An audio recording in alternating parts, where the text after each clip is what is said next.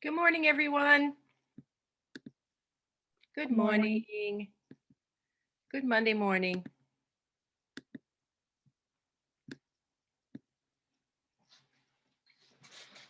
I hope everybody had a nice weekend. We had such beautiful weather. So nice to have that nice weather. Spring is in the air. Yes, if you would just type your first name or your nickname into chat for me, so I can take attendance. Thank you.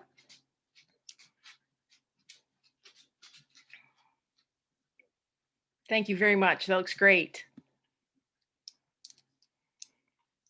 So you had a busy week last week. You had an exam and a lab practical, and your exams have been graded. So you can go into your grades and take a look at that if you haven't already. Remember, you can also see comments that I've made for you when you click on assignments that have been graded. I will begin grading the lab practical today. So those will be back to you in a day or two. Good work on all of that. So this week, we're moving forward. And for laboratory today, we're going to be talking about carbohydrate metabolism. We're going to look at a couple of tests that are used in the laboratory to gather some information about an unknown bacterium based on its ability to use different pathways to metabolize carbohydrates. So that's what we'll be doing today. We also will be talking about the process of fermentation this week. Remember, for bacteria and other microbes, fermentation is sometimes a secondary pathway for them. In other words, they only use it when they can't do their preferred primary pathway to make ATP, because of course it's all about ATP. It's all about energy when we talk about carbohydrate metabolism. So some microbes will only use fermentation when they can't do another pathway that they would prefer to do. So aerobic or anaerobic cellular respiration. Other microbes can use fermentation equally well. They don't really have a primary pathway, and they can ferment just as readily as they can use other pathways. And still other microbes are what we call pure fermenters, which means the only metabolic pathway that they use to break down carbohydrate for energy is fermentation. So it'll be all carbohydrates this week in laboratory, and the use of carbohydrates to make ATP for energy. I'm going to pull up our Blackboard page for a minute so we can take a look at what's coming up for us. And that's what you should be seeing right now on your screen. You should be seeing the Blackboard page that says course content at the top. And I'm just going to roll down here. So this is the week we're in right now, the week of the 22nd. And you can see in lecture this week, it's all about metabolism.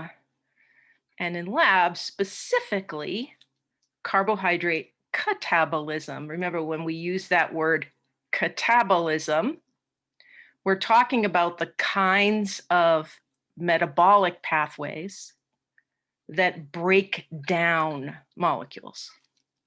So carbohydrate catabolism are all these different processes that can break down carbohydrate, that can break the covalent bonds in carbohydrate molecules in order to release the electrons that will be used to make ATP. In terms of the metabolism lectures, this first lecture is about enzymes and energy. And the second lecture is about these specific pathways. aerobic cellular respiration, anaerobic cellular respiration, fermentation. So those are the key pathways that organisms use in order to break down carbohydrate for energy. Now, just looking ahead to next week, it's always good to keep things on your radar. For next week, we're moving forward into the topic of genetics. Now, specifically, we're going to be talking about how DNA gets replicated. We talked a little bit about replication when we were discussing controlling the growth of microbes. So we'll talk about how that process happens and how DNA gets mutated sometimes during that process. And in the second half, we'll talk about how microbes use their DNA. And of course, like all of us on this planet, they use their DNA to build protein. So we'll talk about the mechanisms that microbes use to both transcribe and translate their DNA in order to make protein. And in lab next week, we'll be talking about protein catabolism. So how microbes might break down protein in order to use it for other purposes. Remember, this is an important point. Organisms on this planet use carbohydrate primarily for energy. It gets very confusing when we start talking about metabolic pathways because so many of us have experience in our own lives thinking about things like what our body uses for energy and what our body uses to grow or build muscle. Many of us are interested in keeping ourselves healthy and we want to eat a healthy diet. We want to exercise. So we often have already thought about protein, carbohydrate, fat, and how it relates to our diet. But when we talk about energy, and specifically, again, the molecule ATP, which is what all living cells manufacture for the purposes of providing energy to do work in their cells. All living cells on this planet manufacture ATP as their energy molecule. And the way you get ATP made is by breaking down carbohydrate. So yes, we have to have other molecules in our diet besides carbohydrate. We have to have protein, we have to have fat. But when it comes to the purpose of energy, it's carbohydrate. Yes, there are metabolic pathways that can do other things, like they can help the body build fats and help the body build proteins, but we're going to focus on the molecules that organisms use for the purposes of energy. And by energy, I mean ATP. And that's all carbohydrate. All right. So first things first, does anybody have any questions about anything that we should talk about before we get into the laboratory? Any issues that you're interested in talking about? We can certainly talk about them today.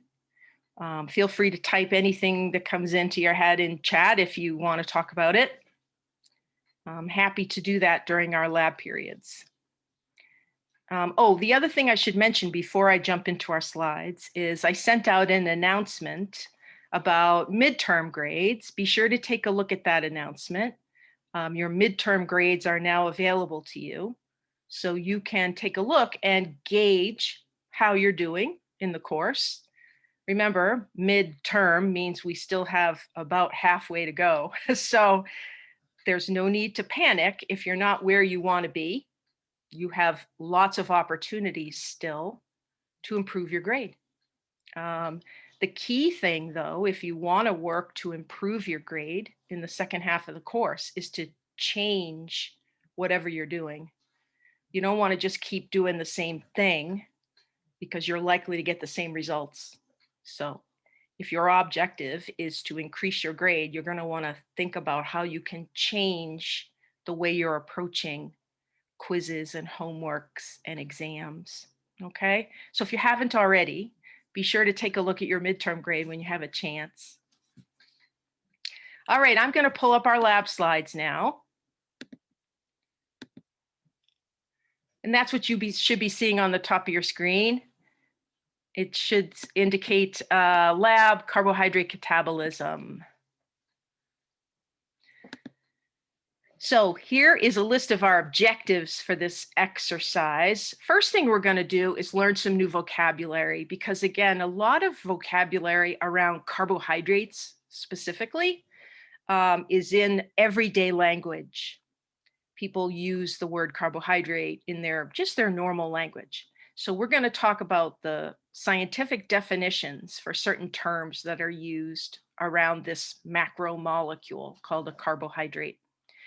And then we're going to talk about the difference between what we can now think of as oxidative catabolism versus fermentative catabolism. So we'll talk about those terms.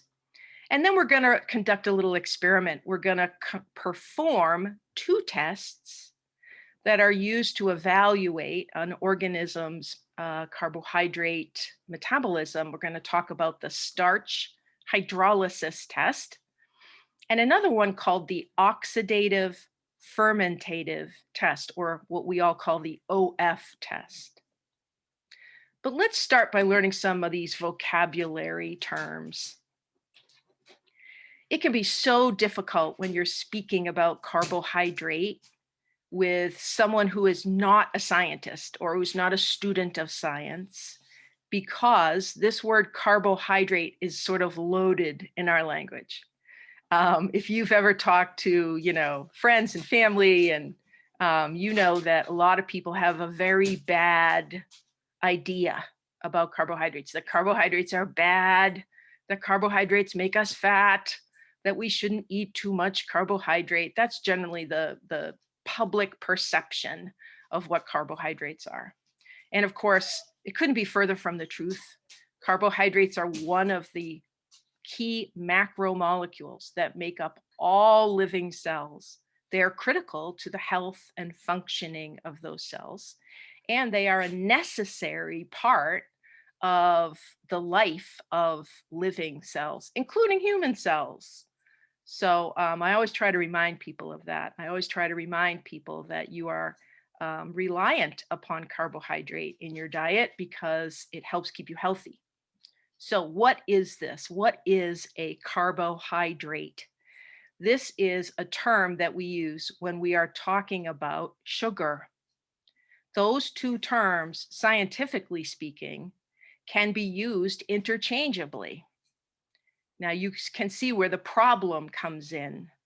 Most people think of that word sugar and think about table sugar. They think about white sugar or sucrose. Scientifically speaking, when we use the word sugar, we're talking about carbohydrate. So not just table sugar, but all carbohydrates. All a carbohydrate is a macromolecule that contains 3 of the 4 biological elements that we talked about at the beginning of the course. Remember, we said the vast majority of all living things are made up of carbon, hydrogen, oxygen, and nitrogen. 96% of all of the living matter on planet Earth is made out of those 4 elements. Carbohydrate only contains 3 of them.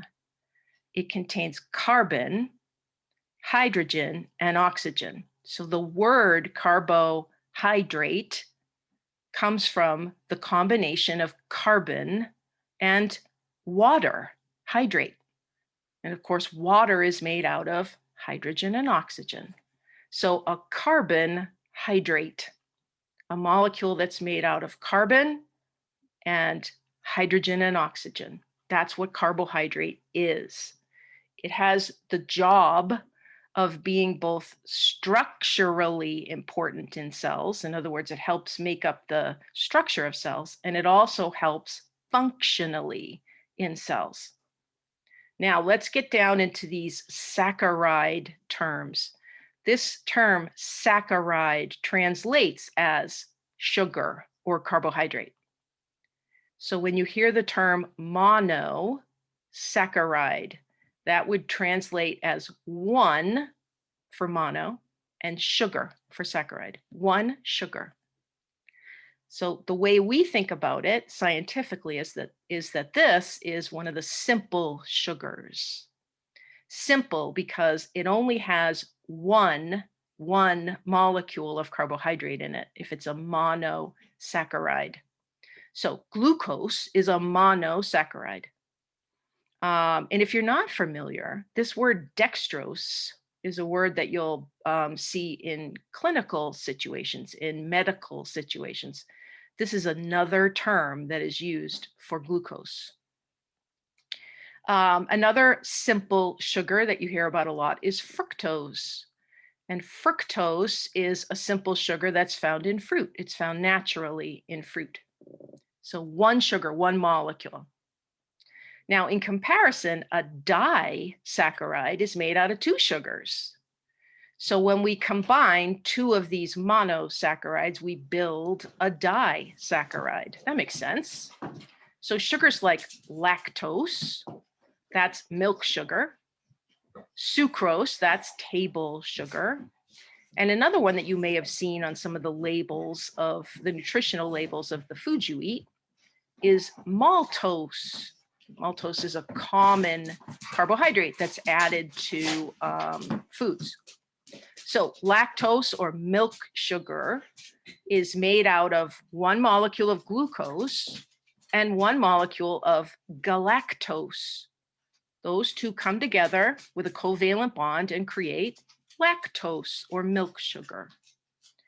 Sucrose or table sugar is made from the combination of glucose plus fructose. So those two sugars come together, they're covalently bonded, and they create sucrose. Maltose is just two molecules of glucose bound together. So those are disaccharides. Now, here's where the terminology can be a little confusing. Both monosaccharides and disaccharides are considered simple sugars. So when you hear somebody talk about simple sugars, they're talking about mono and or disaccharides. Now, the opposite of a simple sugar or a simple carbohydrate is a complex carbohydrate. And we'll talk about that one a little bit later. Now, another term that you'll hear, not so much in regular use, but in textbooks, is this word oligosaccharide. This term oligo means few in science. So an oligosaccharide is a carbohydrate that has a few sugars in it. And by few, we mean somewhere between 2 and 20. I really should have said somewhere between 3, because if it has 2 in it, it's a disaccharide. So anything above 2, all the way up to 20, would be considered an oligosaccharide. Finally, there are polysaccharides. Polysaccharide is the term we give to those complex carbohydrates. So simple carbohydrates and complex carbohydrates. The difference between them is how many sugars are in the molecules. Polysaccharides have more than 20 sugars in them. So for example, starch is a polysaccharide. So I'm sure the last time you ate potato or potato products, French fries, you were eating polysaccharide in that potato. That's full of starch. And all starch is many, many, many, many glucose molecules that are all bound together. That's what starch is. The plant uses starch to store glucose because the plant needs glucose too. You and I eat starch, and we get to use those glucose molecules for our own benefit. Another good example of a polysaccharide is glycogen. Glycogen is also made out of many glucose molecules, all bound together. The difference is that glycogen is found in animal cells. So you and I have glycogen in our cells. It's the way that our cells store lots and lots of glucose. Cellulose is another polysaccharide. Chitin, remember we talked about, is a polysaccharide. Peptidoglycan is a polysaccharide. So many individual sugars, whatever they happen to be, all bound together is what makes a polysaccharide. And a polysaccharide is a complex carbohydrate. Now, I said at the beginning of the lecture that we're going to be focused on what our microbial cells are doing with carbohydrate in order to make ATP. So we're talking about the way they break it apart. They break it down. They break the bonds between the simple sugars. Carbohydrate catabolism takes different forms in different microbes.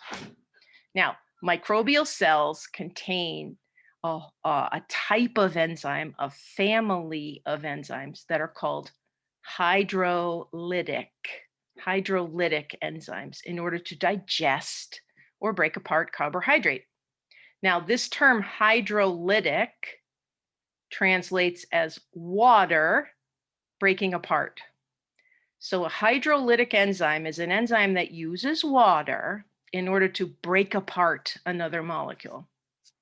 Hydrolytic enzymes do lots of different jobs in cells, but one of those is breaking apart carbohydrates. Here's what makes microbes a little bit different from you and I. Well, lots of things make them different from you and I, but one of the ways that they're different is that they have two groups of these hydrolytic enzymes that they use to break down carbohydrate. They have what are called exo enzymes, and they have endo enzymes. An exo enzyme, like the name suggests, is an enzyme that the microbe is going to secrete out of the cell and into the surrounding environment in order to digest carbohydrate. So sometimes a bacterium finds itself in an environment where there's lots of carbohydrate and it would like to break it apart so it can use it. And it can secrete one of these exo enzymes, one of these hydrolytic enzymes, and break it apart. A great example of this is amylase. Amylase is the hydrolytic enzyme that digests starch. You and I also have amylase, don't we? You and I have amylase. We have it in our mouths, and it helps us start this process of breaking down plant starch. The difference between the way we use amylase and the way bacteria use it is that bacteria are secreting it out into the environment, whereas you and I are secreting it out into our saliva. Now, there are also endo enzymes. Those are used inside of a bacterial cell to digest carbohydrates and other molecules. So we have a test available to us in the microbiology lab to see if a particular type of bacterium has this amylase enzyme and uses it, secretes it to break down starch in its environment. We call it the starch hydrolysis test. So it's a test for amylase and a test for this characteristic that some bacteria have, which is secreting amylase into their environment. This plate right here, this agar plate that you can see on the left, this is what a starch hydrolysis agar plate looks like. Not very exciting, right? It's just pretty much this beigeish color, not very exciting. This agar has had starch added to it because, of course, we need the starch there to test the microbe. So we would take one of these starch hydrolysis plates and we would spread it with bacterial cells, and we would put them into the incubator to allow them to grow.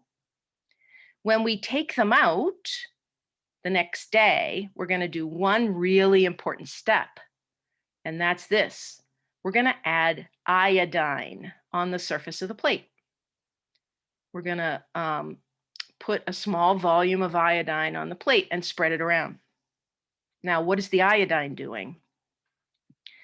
The iodine is going to bind, oops, sorry about that. The iodine is going to bind to any place on the plate where starch is still present.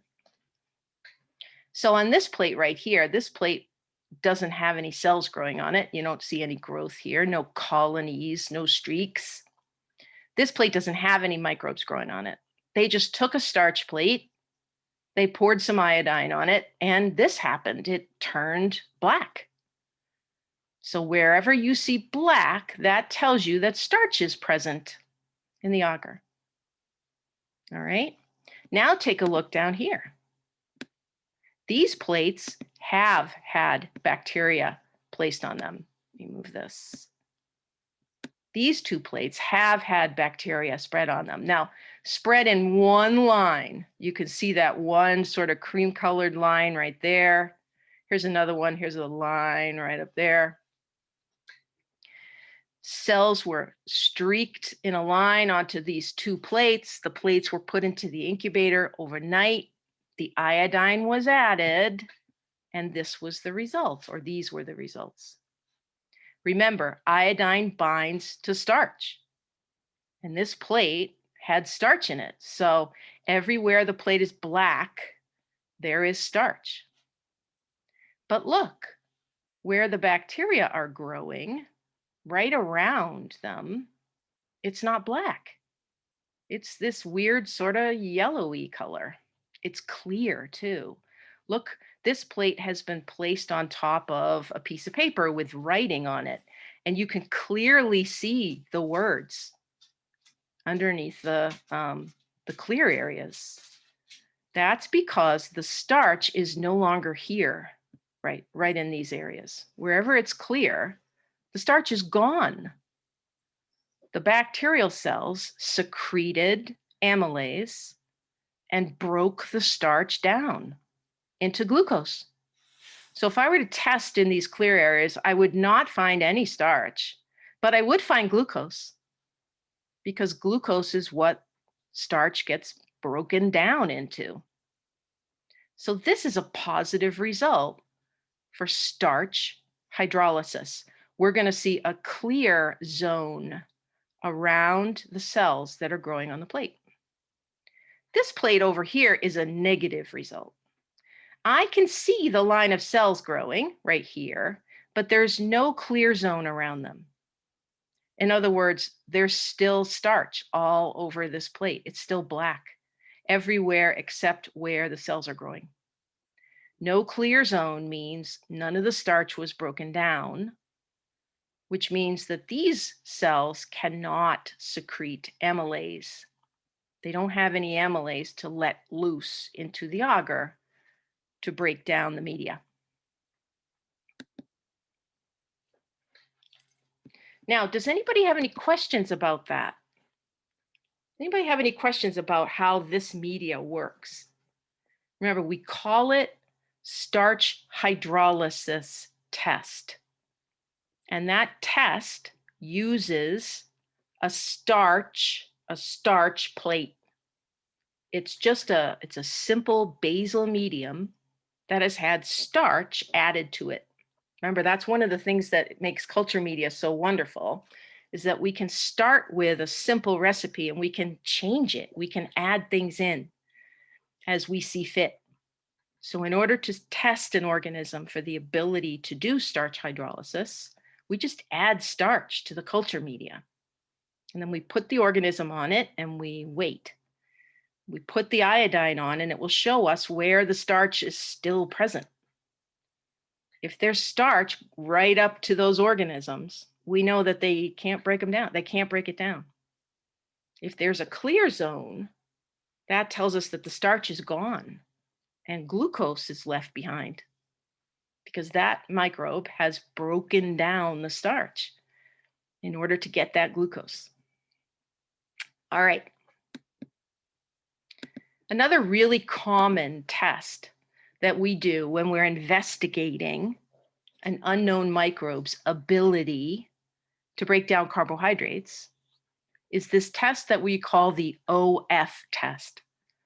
And OF stands for Oxidative Fermentative. And essentially what this test is doing is looking to see whether a microbe uses oxidative catabolism of carbohydrate or fermentative catabolism or both. And specifically, we can test for the ability to break down glucose or any other sugar that we choose. Note that the OF test uses a simple sugar, and it's particularly either glucose or something else. In other words, most of the time we're looking at glucose. What is the organism going to do with glucose? Glucose is sort of the universal carbohydrate that cells use for energy. And remember that when we say that, we mean they use it to build ATP. Glucose can be used in some form or another by any cell on this planet. It's just that they use it in different ways. You and I use aerobic cellular respiration to break down glucose and make ATP. Some microbes do that as well. Other microbes use anaerobic cellular respiration, and still other microbes use fermentation, all to break down that glucose. So most of the time when we're doing an OF test, we're putting glucose in the media.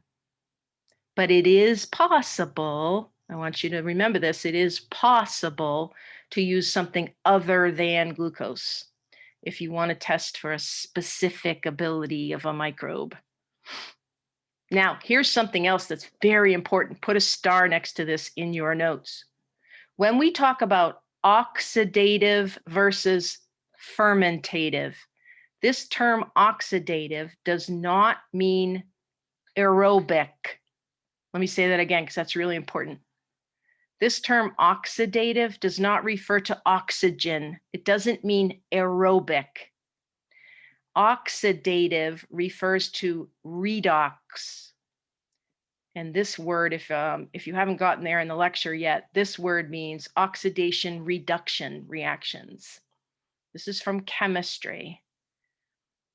A great deal of the metabolic reactions that occur in living cells are oxidation reduction reactions.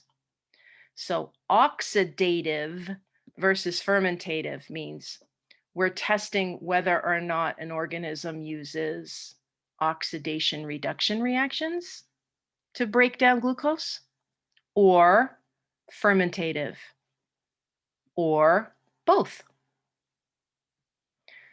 Both aerobic cellular respiration and anaerobic cellular respiration are oxidative. Let me say that again. Both aerobic cellular respiration, the pathway that you and I use, and anaerobic cellular respiration are oxidative pathways. Those are redox pathways. But this test is only for aerobic. So this oxidative test is looking for aerobic cellular respiration. Remember, it's very possible for some microbes to use oxidative and fermentative. All right, very, very common. Remember, we said most microbes are facultative anaerobes, right? They prefer to do aerobic cellular respiration, but they can do it anaerobically, and they can do fermentation. So lots and lots and lots of bacteria can use all of these pathways, but we're going to test because there are some that are limited to one or another pathway. Another thing to remember is that an organism that uses oxidative catabolism to break down its glucose, whether it's aerobic or anaerobic, if its final electron acceptor is not available, it can't do it. So from lecture, an aerobic cellular respiration uses oxygen as its final electron acceptor. Anaerobic cellular respiration uses something else. It might be nitrate, it might be sulfate, it might be carbonate. There are lots of them. If your preferred final electron acceptor molecule is not available to you as a microbe, you cannot do oxidative catabolism. You're going to have to switch.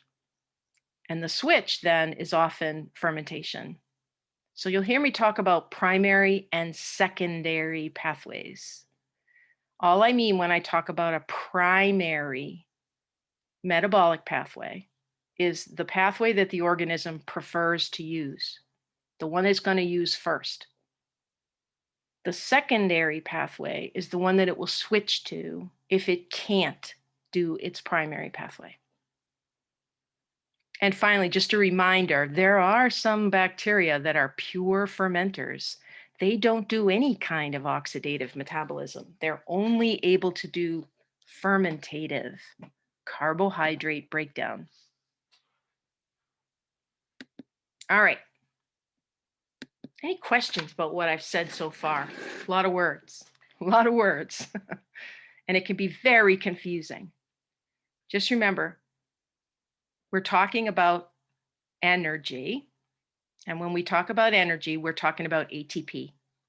In a cell, energy, or the ability to do work, to make things, to break things, that gets accomplished by using ATP. And the way cells build ATP is by breaking apart carbohydrates, catabolizing carbohydrates. All cells can use glucose to build ATP. Some cells, some microbes can use several different sugars to make ATP. But it's always a carbohydrate that's being used to make ATP. There are different pathways to break down glucose and other carbohydrates. There are different pathways. There are oxidative pathways, and those include aerobic and anaerobic. That's respiration, cellular respiration. And then there are also fermentative pathways. And fermentation is something that, again, we're going to talk about a little bit later in the week. All right, let's jump back in.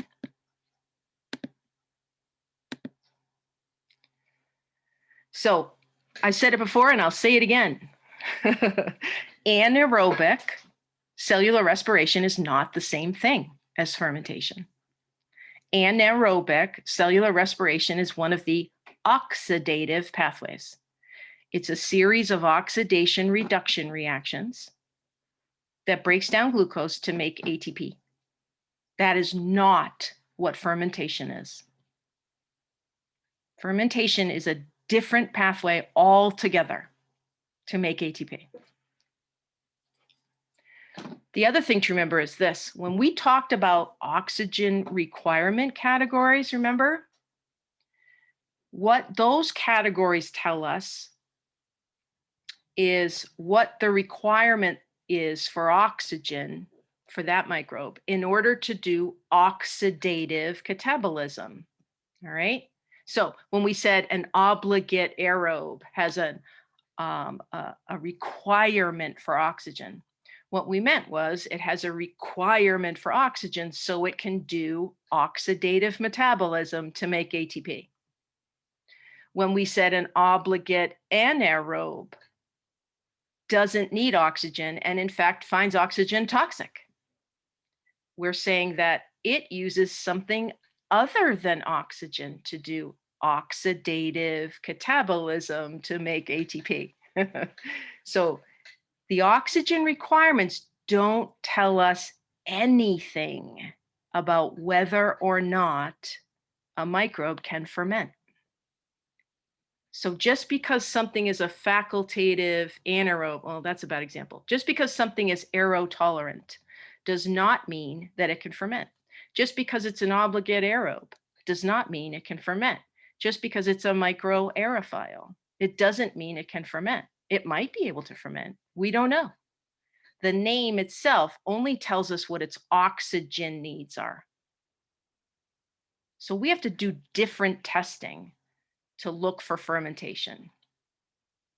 Fermentation does not require oxygen, even if you are an aerobic organism.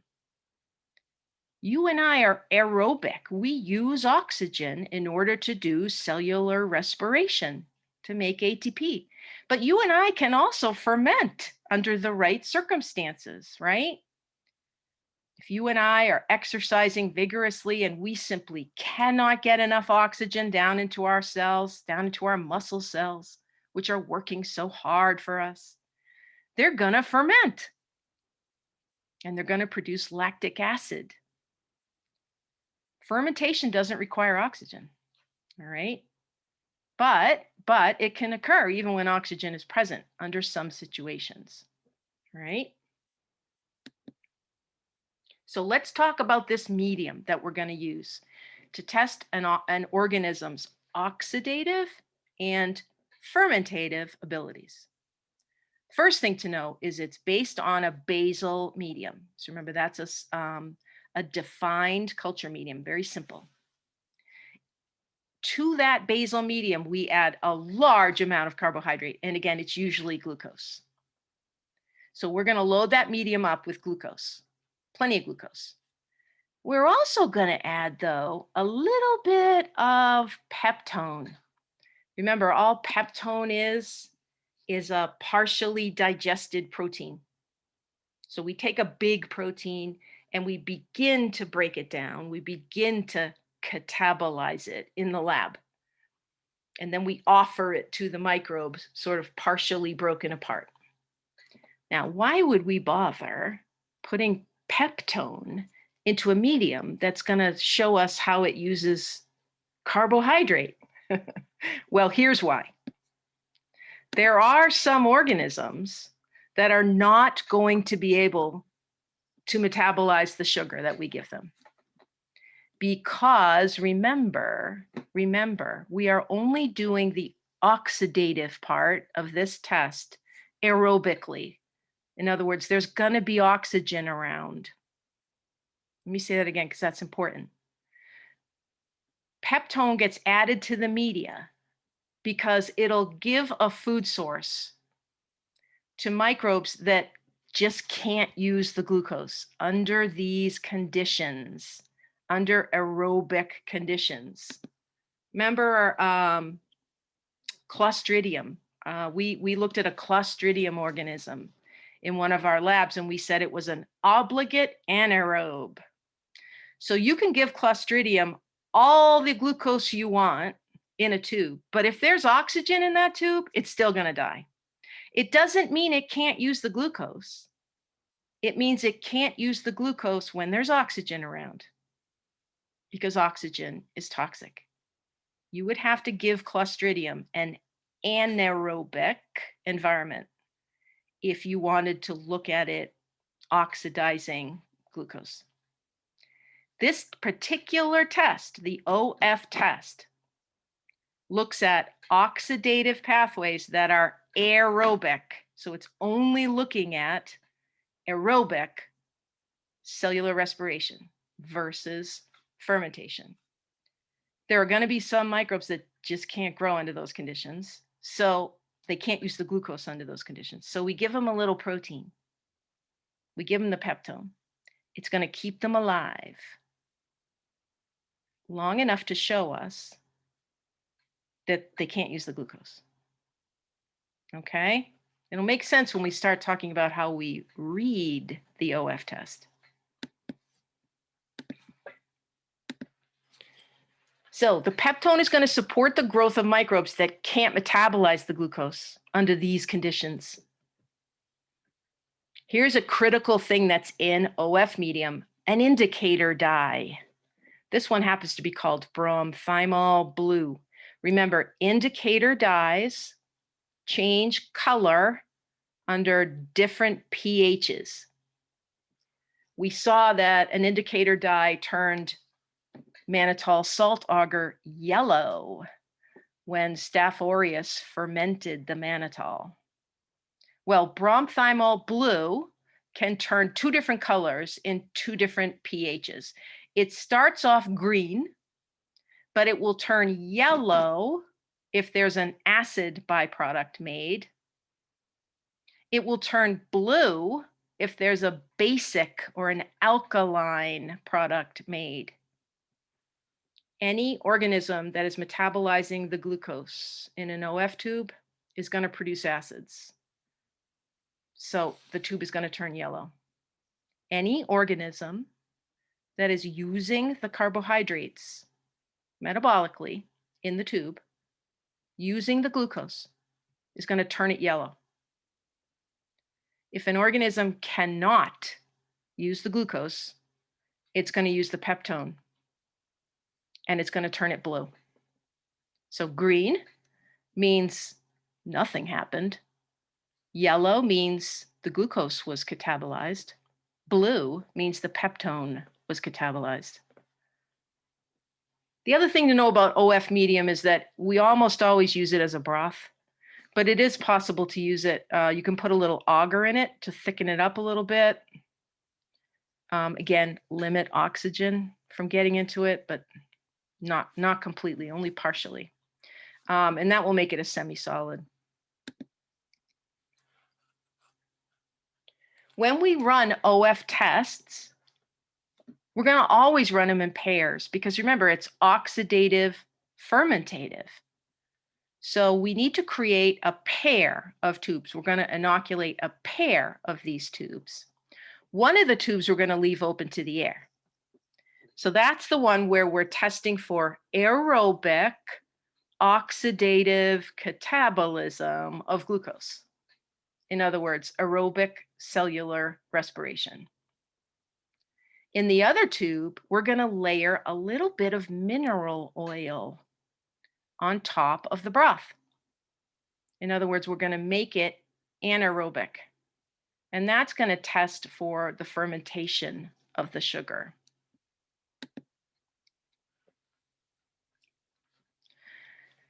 Okay, so take a look at this slide. This slide shows us pairs of these tubes. We always run them in pairs. Now, these tubes happen to be in the semi-solid variety. You can buy both kinds of these, or you can make them yourself in the laboratory. But here's how we interpret them. You can see there's a pair of test tubes here, there's a pair here, and there's a pair here. And in each pair, one of the tubes is open to the air, and one of the tubes has this on top of it. That's just mineral oil. We just drip mineral oil down on top of the agar, on top of the broth. Mineral oil is very light, it's not very dense, and it will stay on top of the broth. So it doesn't mix into the broth, it just sits on top of it, and it prevents any more oxygen from coming in. There's going to be a little bit of oxygen in here, but not very much. Now, OF medium starts off green. This is the green color it starts off as. If acid byproducts are made, it turns this yellow color. And I'll show you a picture in a minute of what happens if the peptone gets used. But let's think about what these pairs of tubes are telling us. If you do a pair of OF tubes and both tubes turn yellow, what you're seeing is that you've got an organism that can do both oxidative and fermentative metabolism of glucose. It can do aerobic cellular respiration, and it can do fermentation. Both times it broke down the glucose, but it used two different pathways. In the middle set of tubes, you've got one tube yellow, the one that's open to the air, and one tube green, the one that's got the mineral oil on it. This organism can catabolize glucose, can break down glucose using oxidative metabolism, but it can't ferment. The media stayed green. That tells me no fermentation occurred in here. Because if fermentation had happened, I would have gotten an acidic byproduct and the media would have turned yellow. Over here, we've got an organism that failed to turn either tube yellow. So this is an organism that cannot use oxidative pathways to break down glucose, and it cannot use fermentative pathways to break down glucose. And you might say to yourself, well, how in the world does it survive? It has to use one or the other, right? Remember, when we say it can't do oxidative, we're really saying it can't do aerobic oxidative metabolism. So this might be an organism that not only cannot use oxygen to make ATP, but it may actually find oxygen toxic. It may not even be alive in there. All right. So remember, green means nothing happened in the tube. Yellow means we either had oxidative or fermentative breakdown of glucose to make ATP. Blue means the organism couldn't use the glucose under those conditions, so it used the peptone instead to stay alive.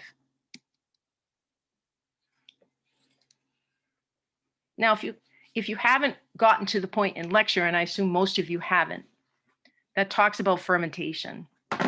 Fermentation, this very natural alternative pathway to make ATP, produces three very specific kinds of products.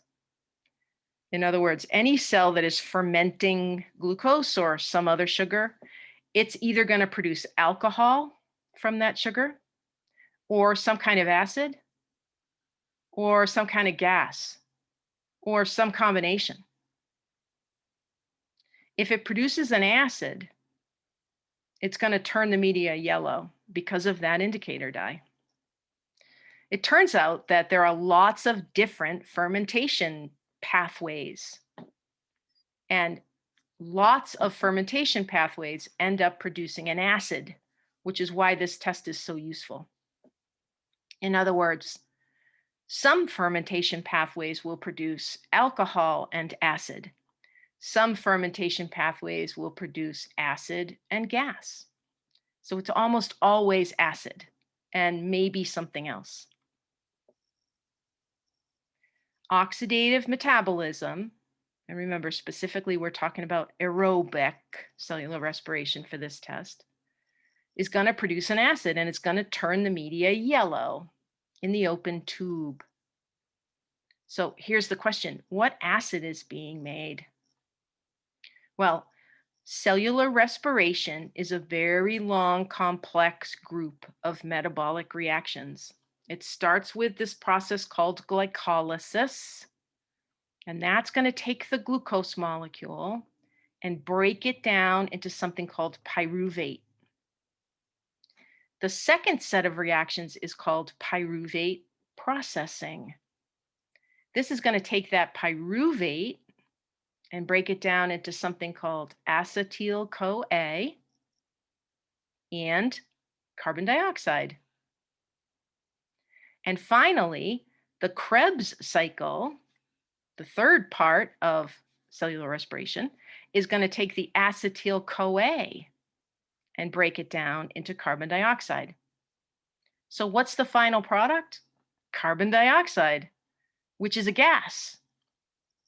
But inside living cells, carbon dioxide can be converted into an acid byproduct, and it's called carbonic acid. So yes, organisms that are doing aerobic cellular respiration, organisms like you and I, we're going to take glucose in the presence of oxygen, and we're going to break it down, down, down, down, down, until all that's left is the carbon dioxide. And all of the electrons will then be used to make ATP. You and I, we breathe off carbon dioxide as a waste product, but we also convert carbon dioxide into an acid. We convert it into carbonic acid, just like bacterial cells do. So that's why this OF test works, because whether an organism is doing oxidative metabolism or fermentative catabolism of glucose, it's going to make an acid. So we can know whether or not it's doing those pathways based on whether the liquid turns yellow.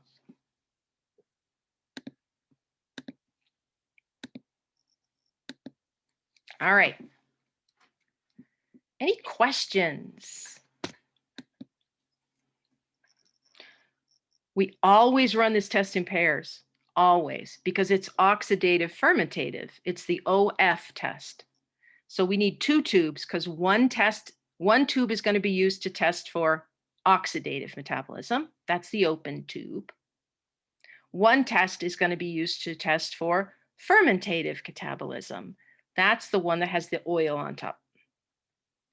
If the organism can do either one of those or both, the tube is going to turn yellow. If the organism can't do either one of those, the tube is going to stay green. Sorry. If it can't do either one, the media is going to stay green. Sometimes, though, we will also see blue. And that's when the organism is not doing either pathway, but it is using the peptone. It is using the peptone. Some organisms, because they can't use glucose under those conditions, will instead metabolize that protein, that peptone, in order to stay alive. This is not what that organism would normally do.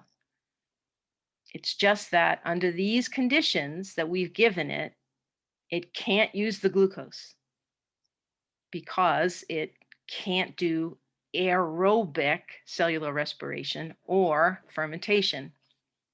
Our anaerobic organisms might be turning these tubes blue, so we have to watch for that.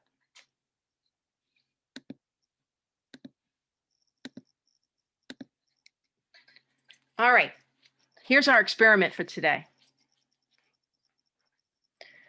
I'm just going to introduce it, and then we'll go through the results when we get together on Wednesday. So here are the three bacterial organisms that we're going to be using. First is our old friend E. coli, Escherichia coli. Remember, E. coli is a gram-negative rod. So that's its gram status. Remember from the oxygen lab that we did, it's also a facultative anaerobe. Remember what that means. That means that it prefers to do cellular respiration in the presence of oxygen. It prefers to be in an oxygen environment to make its ATP. But it can survive in environments that have lower levels of oxygen and even no oxygen. Most bacteria fall into this category. So let's skip this question for just a minute and look at our next organism, Bacillus subtilis. You actually saw this organism when we were talking about gram staining. Bacillus subtilis is a gram-positive rod. And finally, Pseudomonas aeruginosa. We talked about this organism when we were talking about microbes in the environment. Pseudomonas is also a gram-negative rod. But unlike E. coli, this organism metabolizes a little bit differently. So 3 different organisms that we're going to test with the OF test. We already know that E. coli is a facultative anaerobe. Remember, this was a word that we use, a phrase that we use to talk about its oxygen requirements. And when we looked at that thioglycolate tube, we saw that most of the growth occurred in the top of the tube where the oxygen was. But there was also growth all the way down the tube in those strings, a facultative anaerobe. So what might we expect to see for E. coli in this OF test? We're going to take some E. coli that we grew up in culture in a broth. We're going to use our best aseptic technique. We're going to take some E. coli cells and we're going to put it into the open air tube. And then we're going to take some more cells and we're going to put it into the oil covered tube. And we're going to put both tubes into the incubator. And we're going to let them grow overnight. What color do you think those tubes will be in the morning for E. coli, knowing that E. coli is a facultative anaerobe? Do you expect it to be able to do oxidative metabolism in the open tube? Do you expect it to be able to do fermentative catabolism in the oil covered tube? Will it be able to use glucose in both of those tubes, do you think? What do you think? This organism is facultative. It can survive when oxygen is present, when oxygen is absent, and anywhere in between. In other words, when there are low levels of oxygen around. It grows best when oxygen is around. How does it grow? Well, it grows by building new molecules and breaking down old molecules. And in order to do that, it needs energy. And energy comes from ATP. So how does it get its ATP? Does it use oxidative pathways to build ATP? Does it use fermentative pathways to build ATP? What do you predict? We're going to put these 2 tubes full of E. coli in the incubator. They're going to either stay green, they're going to turn yellow. We might get 1 green and 1 yellow. Who knows? But we should be able to make a prediction. You should be able to make a prediction at this point based on what you know facultative anaerobes are able to do. So I don't see anybody jumping in. So I'm gonna ask you to think about that. I'm gonna ask it again at the start of the next lab. I'm gonna ask you again what you would predict for E. coli, knowing that it's a facultative anaerobe. What you predict it's gonna do with the glucose that's in both of those tubes, the tube that's open to the air and the tube that's closed with oil. All right, I know we went through a lot today. This recording will be up on our playlist later today if you need to go back through it or go back to certain parts of it. You'll be able to do that. And I will see you again on Wednesday. All right, I'm gonna let you go. Enjoy the sunshine. Have a good afternoon, and I will see you next time.